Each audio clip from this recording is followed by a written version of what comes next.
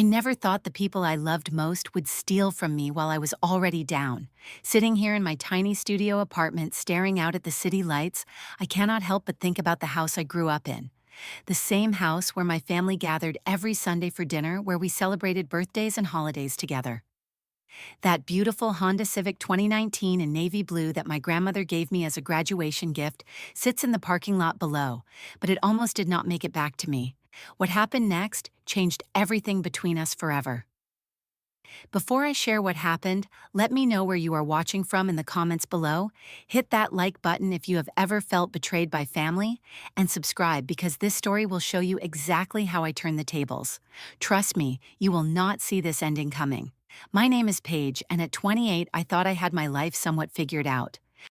As a freelance graphic designer, I was building my client base and saving every penny to buy my own house. Living with my family seemed like the smart financial move, even though I knew it came with its challenges. My parents, Jim, who is 55, and Susan, who is 52, had always been supportive, but lately things felt different. Our family dynamic had shifted over the past year. My younger brother, Kyle, 25, had been unemployed for 6 months after getting laid off from his retail job.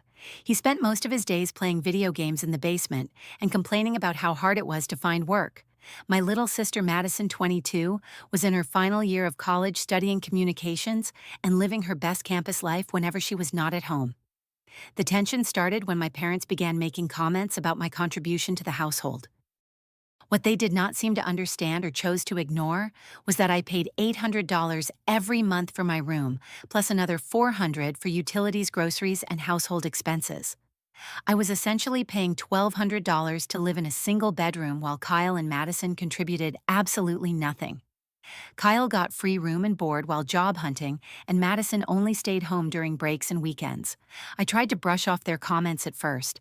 When Dad would say things like, "It must be nice to have someone else handle all the real expenses," or when Mom would mention how some people never learn to be truly independent. I figured they were just stressed about money. The economy had hit everyone hard, and Dad's construction business was not bringing in as much as it used to. But the comments became more frequent and more pointed. During family dinners, there would be these awkward silences whenever I mentioned work or my savings goals. Kyle would roll his eyes when I talked about client meetings, and Madison would change the subject whenever I brought up looking at houses to buy. It felt like I was becoming an outsider in my own family. The breaking point came on a Friday evening in late March. I had been working late with a potential client who wanted to rebrand their entire restaurant chain. This was exactly the kind of project that could set me up financially to finally move out and buy that house I had been dreaming about. I was excited and exhausted when I pulled into the driveway around 9:30 that night. As I walked toward the front door, I could hear voices in the living room. Nothing unusual about that, except something in the tone made me pause. I was not trying to eavesdrop, but when I heard my name mentioned, I found myself standing very still on the front porch. 10 days at Lake Tahoe would be perfect, Mom was saying. The weather will be beautiful in April, and we can get that family package deal at the resort. $4,500 for all of us is not bad, Dad replied. Kyle and Madison deserve a real vacation after everything.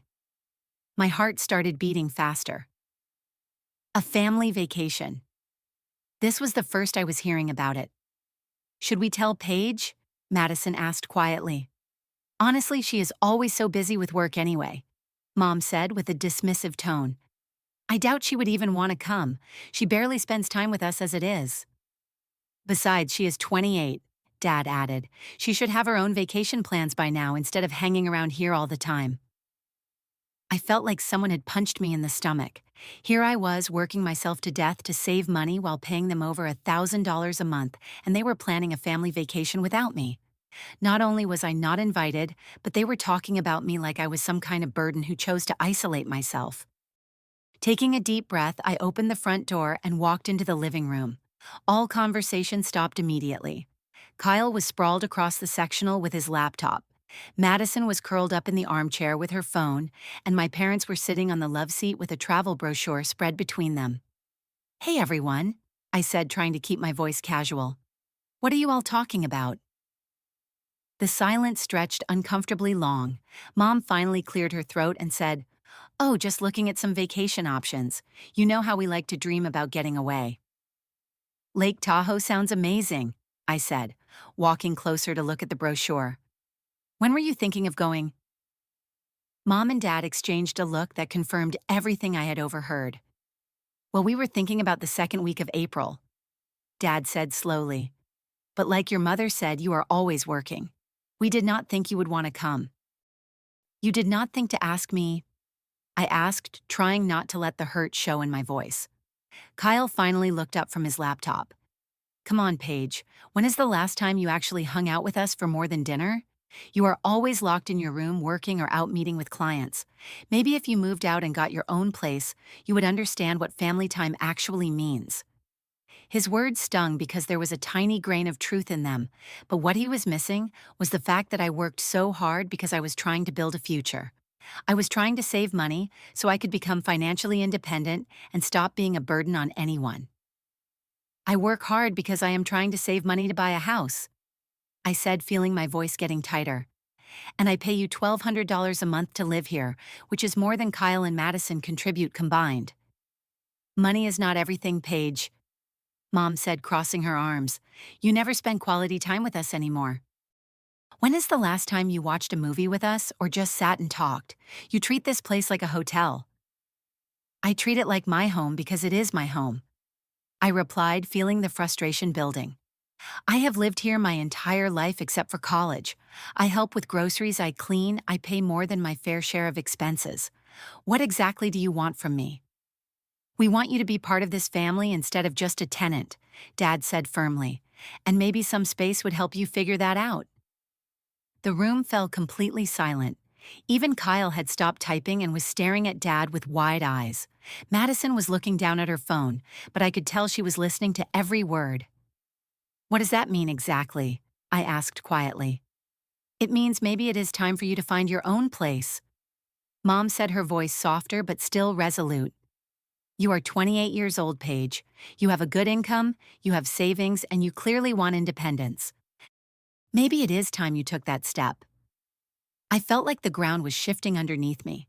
In less than 10 minutes, I had gone from being excited about a potential new client to discovering that my family was planning a vacation without me, to being essentially kicked out of my childhood home. How long do I have? I asked, surprised by how calm my voice sounded. 2 weeks should be enough time to find something, Dad said.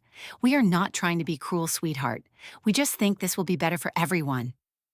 Kyle nodded in agreement, and Madison still would not look up from her phone. I stood there for another moment, waiting for someone to say they were kidding or that we could work something out, but no one spoke. Okay, I said finally. 2 weeks it is.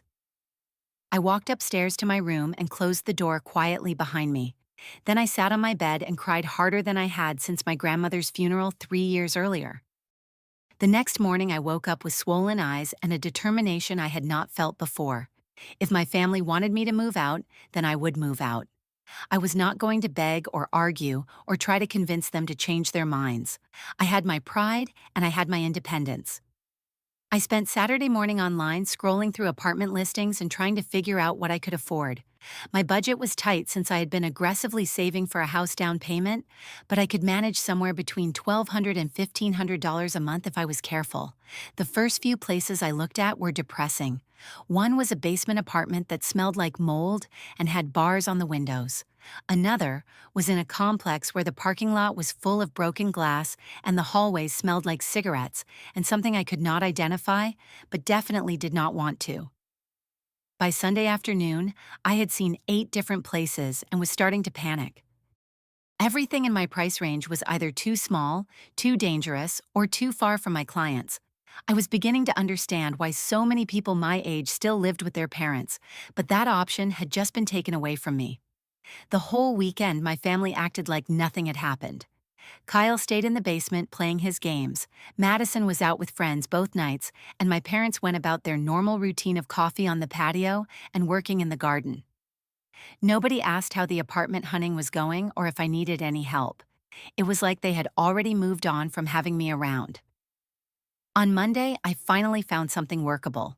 It was a studio apartment in a converted house about 15 minutes from downtown. The neighborhood was not the greatest, but it was not dangerous either. The landlord, an older woman named Mrs. Chen, seemed nice enough and said she preferred tenants who worked from home because they took better care of the place. The apartment itself was tiny. The main room was maybe 300 square feet with a kitchenette along one wall and a bathroom that was so small I had to close the door to use the sink, but it had good natural light. The rent was $1,400 a month, and Mrs. Chen said I could move in immediately if I had first month last month and security deposit ready. I wrote her a check for $4,200 and felt my savings account take a major hit. This was money I had been planning to put toward a house down payment, but now it was going toward the privilege of having my own space because my family did not want me around anymore. The hardest part was not the money, though. It was the loneliness. I had always been close to my family despite our recent tensions. Growing up, Madison and I shared everything. We would stay up late talking about boys and dreams and fears. Kyle and I used to have movie nights where we would argue about which superhero was the best and eat way too much popcorn. Now I was packing my entire life into boxes while they went about their daily routines like nothing was happening. Madison helped me carry a few things to my car on Wednesday night, but even then, our conversation was stilted and awkward. "Are you okay with this?" I asked her as we loaded a box of books into my back seat. "It is not really about what I am okay with," she said, not meeting my eyes. "Mom and Dad think it is for the best." "What do you think?" She was quiet for a long moment. "I think families should stick together," she said finally. "But I also think maybe some space might help everyone figure things out." It was not exactly the support I was hoping for, but at least she was being honest. Kyle did not help at all. The few times I saw him that week, he acted like I was already gone. When I asked if he wanted my old desk chair since I was downsizing, he just shrugged and said, "Whatever." My parents were polite but distant. Mom made sure to tell me that my room would always be there if I needed it, but her tone suggested she did not expect me to need it anytime soon. Dad offered to help me move the big furniture, but when moving day came, he suddenly had an important client meeting that could not be rescheduled. So I hired two guys with a truck from Craigslist and moved my life out of the house I had called home for 28 years. As I loaded the last box into my Honda Civic, I looked back at the house and felt an overwhelming sense of loss. This was supposed to be a new beginning, but it felt more like an ending. I left my house key on the kitchen counter with a note that said, "Thank you for everything. I love you all." Then I drove to my new studio apartment and spent my first night there eating takeout Chinese food on the floor and wondering how everything had gone so wrong so quickly. The first week in my new place was an adjustment period that tested every ounce of independence I thought I had. The studio apartment felt impossibly small after having a whole bedroom and shared access to the rest of the house. Every noise from the other tenants seemed amplified, and the thin walls meant I could hear conversations, televisions, and what I was pretty sure were someone's very active romantic encounters happening on a regular basis. I threw myself into work partly because I needed the money more than ever now, and partly because staying busy kept me from thinking too much about how lonely I felt. I had 3 major projects running simultaneously, which meant 12-hour days staring at my laptop screen in a space that somehow managed to feel both cramped and empty at the same time. The discovery that changed everything happened exactly 5 days after I moved out on a Tuesday morning when I was taking a break from designing a logo for a local bakery. I was scrolling through Instagram mindlessly the way you do when your brain needs a few minutes to reset when Madison's latest post popped up on my feed. The first photo was a beautiful shot of Lake Tahoe, all crystal blue water and pine trees with mountains in the background. The caption read, "Family Vacation Vibes." So grateful for this time together, with about 15 heart emojis and hashtags about family and gratitude and living your best life. I stared at that photo for a full minute before it really sank in. They had gone on the vacation. The one they had planned without me, the one they said was just a dream when I caught them looking at brochures. They had actually gone just days after kicking me out of the house. But that was not even the worst part. I swiped to the second photo and my blood went cold. There, parked in front of what looked like a beautiful resort lodge, was my Honda Civic. My navy blue 2019 Honda Civic with the small dent in the rear bumper from where Kyle had backed into a pole 2 years ago, and the coexist bumper sticker that Madison had insisted on putting there during her freshman year peace and love phase. My car.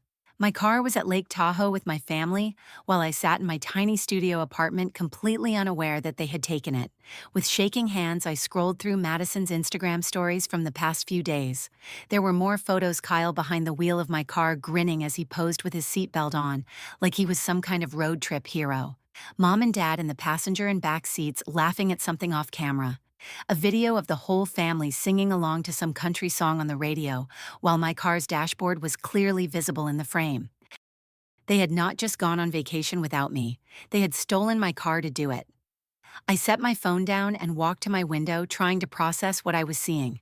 How long had they been planning this? Did they kick me out specifically so they could take my car? Had this whole thing about needing independence and family time been a setup from the beginning? My hands were actually shaking as I picked up my phone again and scrolled through more of Madison's posts. There was a location tag, Lake Tahoe Resort and Spa, posted 2 hours ago, which meant they were definitely still there. I opened the Find My app on my phone, something I had set up months ago when Kyle had borrowed my car to go to a job interview and forgotten where he parked it. Sure enough, there was my car showing up as a little blue dot in Lake Tahoe, California, 250 miles away from where I sat. For a moment, I just stared at that little blue dot and felt a rage unlike anything I had ever experienced. These people who had raised me, who had taught me about honesty and respect and treating people the way you want to be treated, had lied to me, kicked me out of my home, and stolen my car. Not borrowed, stolen, because borrowing implies asking permission, and they definitely had not done that. I started pacing around my tiny apartment, my mind racing. How had they even gotten the keys? Then I remembered I had left a spare set in the kitchen junk drawer for emergencies. In all the chaos of moving out, it had never occurred to me to take them back. My first instinct was to call them and scream. I wanted to hear them try to explain this, to watch them scramble for excuses and justifications. But then I stopped myself. Screaming would not get my car back, and it would not teach them anything about consequences. Instead, I did something that probably saved me thousands of dollars in therapy later. I researched my options. I spent the next hour on legal advice websites reading about auto theft laws and what constituted unauthorized use of a vehicle. What I learned was eye-opening. In California, taking someone's car without permission, even if you are family, is considered theft if the owner did not give consent. It did not matter that they were my parents or that they probably intended to bring it back eventually. The more I read, the clearer my path forward became. I was not going to let them get away with this. Not the lying, not the manipulation, and definitely not the theft. I called the police department in the Lake Tahoe area and explained my situation to the officer who answered.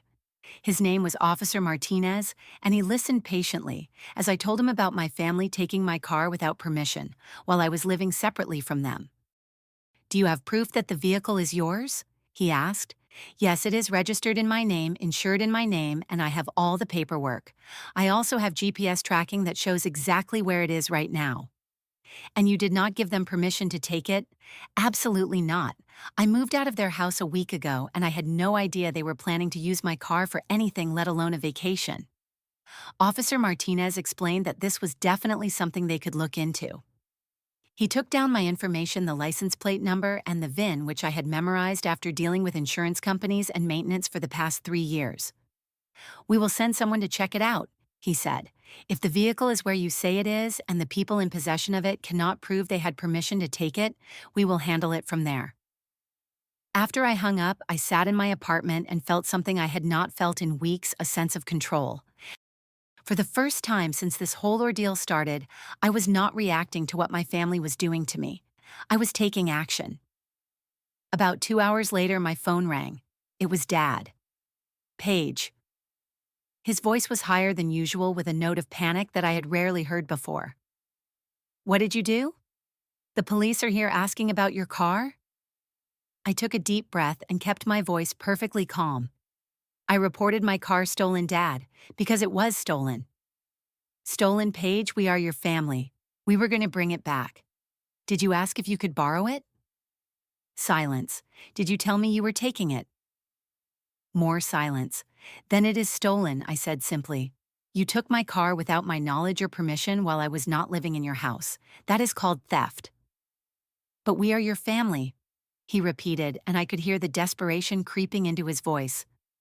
Family members who steal from each other are still thieves, Dad.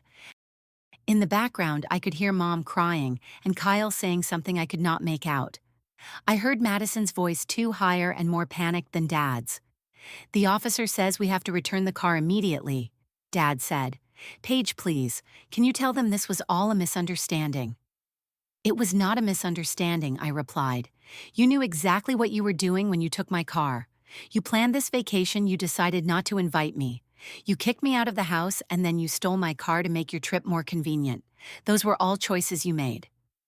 We will pay for the gas. Kyle's voice came through the phone. He must have grabbed it from Dad. And we will give you money for the inconvenience. Just please call off the police. The inconvenience? I almost laughed. Kyle, you stole my car. Do you understand that you committed a crime? Gas money does not fix that. Paige, please. Mom's voice was thick with tears. We are being asked to leave the resort. Everyone is staring at us. You are embarrassing us. I am embarrassing you. Now I did laugh, but there was no humor in it. You stole from me, and I am embarrassing you. Officer Martinez called me back an hour later to let me know that my family had returned the car and that they had been asked to leave the resort property. He asked if I wanted to pursue charges, and I thought about it seriously for several minutes. In the end, I decided that getting my car back and making my point was enough. I did not want to put my parents in jail or give Kyle a criminal record that would make his job search even harder than it already was, but I also was not going to let them off the hook completely. I do not want to press charges, I told Officer Martinez, but I want them to understand that this was serious and I want them to cover all the costs associated with this situation. Over the next several days, the calls and messages from my family were constant. Dad called to apologize and ask how much I wanted them to pay me. Kyle sent a long text message that was actually a pretty sincere apology, promising to pay for gas and wear and tear on the car. Madison showed up at my apartment on Thursday evening, red-eyed and exhausted looking. Everyone is blaming me for posting those photos, she said as soon as I opened the door. Maybe they should blame the people who stole my car instead. I replied, but I let her come in. She sat on my futon and cried for 20 minutes while I made tea and tried to figure out how I felt about everything that had happened. When she finally stopped crying, she looked up at me with the same expression she used to have when we were kids, and she had done something she knew was wrong. I knew it was messed up, she said quietly. The whole time I knew we should not have taken your car without asking. But Mom and Dad said you would not mind, and Kyle said you owe us for all the times we helped you over the years. What times? I asked, genuinely curious. I do not know, she admitted. I could not think of any either, but they made it sound like it was okay, like family does these things for each other. Madison, if I had wanted to lend you my car, I would have offered. If you had asked me, I probably would have said yes, but taking it without asking and then leaving town with it while I am trying to figure out how to pay rent in a new place, that is not what family does for each other. She nodded and cried some more. Before she left, she hugged me and said she was sorry about a dozen times. I believed that she was genuinely sorry, but I also knew that sorry did not undo what had been done. The financial reckoning came the following week. My parents had to pay for a rental car to get home from Lake Tahoe, which cost them almost $600 for 3 days. They lost their deposit on the resort, which was another $400. Kyle had to pay me for gas and mileage, which came to about $200. In total, they were out more than $1,200, plus whatever they had already spent on the vacation itself. But the real cost was not financial. The real cost was trust and respect, and the assumption that family members do not steal from each other. The months that followed were a journey I never expected to take. At first, I thought the anger and hurt would consume me entirely. I would wake up every morning in my tiny studio apartment and feel a fresh wave of betrayal when I remembered what had happened. But gradually, something shifted. I started to realize that I was stronger than I had given myself credit for. Living on my own was harder than living with my family, but it was also freeing in ways I had not anticipated. I could eat whatever I wanted for dinner without worrying about whether anyone else liked it. I could watch my shows without negotiating with three other people about the remote. I could work late or early without feeling guilty about noise or inconveniencing anyone. My business grew during those months partly because I was more focused and partly because I had more motivation than ever to succeed. The logo project for the bakery led to a complete branding package for their new location. The restaurant chain rebranding became my biggest client, and they referred me to two other businesses. By the end of the summer, I was making more money than I ever had. But the most important thing that happened was that I learned to set boundaries. Not just with my family, but with everyone in my life. I stopped saying yes to projects that did not pay enough or clients who did not respect my time. I stopped feeling guilty for prioritizing my own needs and goals. As for my family, the road back was slow and careful. Dad was the first to really apologize not just for taking the car, but for the way they had treated me leading up to that. He admitted that they had been feeling stressed about money and had taken it out on me unfairly.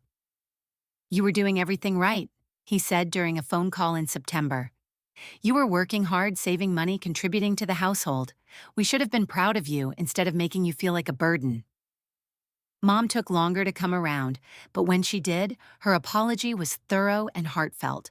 She acknowledged that they had planned the vacation and the car situation deliberately thinking that I would never find out and that it would not hurt me if I did not know. "That was wrong on so many levels," she said when she finally came to visit my apartment in October. "We taught you to be honest your whole life, and then we lied to you and stole from you. I am ashamed of that." Kyle surprised me the most. His unemployment had ended in August when he finally found a job at a marketing firm, and having his own income seemed to mature him overnight. He not only paid me back every penny he owed me, but also wrote me a letter apologizing for his attitude and thanking me for teaching him that actions have consequences. "I was acting like a spoiled kid," he wrote. "But seeing how you handled everything, how you stood up for yourself even when it was hard, made me realize I needed to grow up." Madison and I rebuilt our relationship gradually. She started coming over once a week, and we would order pizza and watch movies like we used to when we were younger. She told me that watching the whole situation unfold had taught her a lot about integrity and standing up for what is right, even when it is uncomfortable. The real test came in December, almost 9 months after everything had happened. My parents called and asked if I wanted to come home for Christmas. Not to move back in, they were careful to clarify, but to celebrate the holiday as a family. I said yes, but I set conditions. I would come for Christmas Eve and Christmas Day, but I would stay in my own apartment at night. I would participate in family activities, but I would not pretend that nothing had happened. And if anyone made comments about my independence or my work or my choices, I would leave. They agreed to all of my conditions without argument. Christmas Eve was awkward at first, but not unbearably so. We exchanged gifts and shared stories about the year that had passed. Kyle told us about his new job and his plans to move into his own place in the spring. Madison talked about her internship prospects and her excitement about graduating in May, but the most meaningful moment came when Dad pulled out an envelope with my name on it. "This is not a Christmas gift," he said as he handed it to me. "This is something we should have given you months ago." Inside was a check for $1,500 and a handwritten note that said, "For all the times we should have said thank you instead of making you feel unwelcome in your own home." I cried when I read it, and so did everyone else. On Christmas morning, as we sat around the tree opening presents and drinking coffee, Mom looked at me and said, "I am proud of the woman you have become, Paige, not just because of how you handled this situation, but because of who you are. You are strong and independent and successful, and instead of celebrating that, we made you feel bad about it.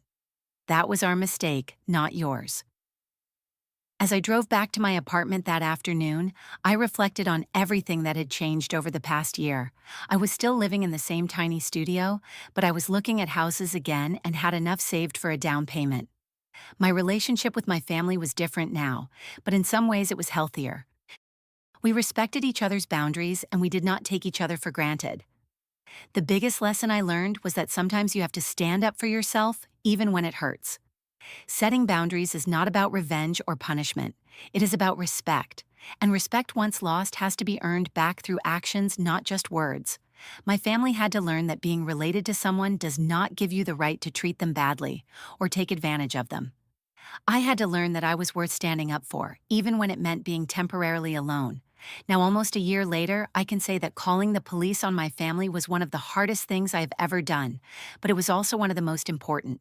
It taught all of us lessons we needed to learn about respect boundaries and what family really means. Family is not just about sharing DNA or living in the same house. Family is about treating each other with love, respect, and consideration. It is about being honest with each other even when the truth is uncomfortable. It is about supporting each other's dreams and goals instead of tearing them down out of jealousy or frustration. My family and I are still rebuilding and probably will be for a while, but we are rebuilding on a foundation of honesty and mutual respect, which is stronger than what we had before. And I know now that I can take care of myself, stand up for myself, and create the life I want with or without anyone else's approval. Sometimes the people who love you the most will hurt you the deepest, but that does not mean you have to accept being hurt. You can love someone and still hold them accountable for their actions. You can forgive someone and still maintain boundaries to protect yourself. That is what I learned when my family kicked me out and stole my car for their vacation. And that is what I want anyone who is going through something similar to remember: you are worth standing up for, even when it is scary. Even when it is hard, and even when the people you are standing up to are the ones you love the most. What would you have done in my situation? Have you ever had to set difficult boundaries with family members? Let me know in the comments below. If this story resonated with you, please hit that like button to help others find it. Subscribe for more stories about family boundaries and finding your strength, and share this with anyone who might need to hear that they are worth standing up for. Thank you for listening to my story, and remember that your peace of mind is worth more than keeping others comfortable with their bad behavior. Take care of yourselves, and I will see you in the next video.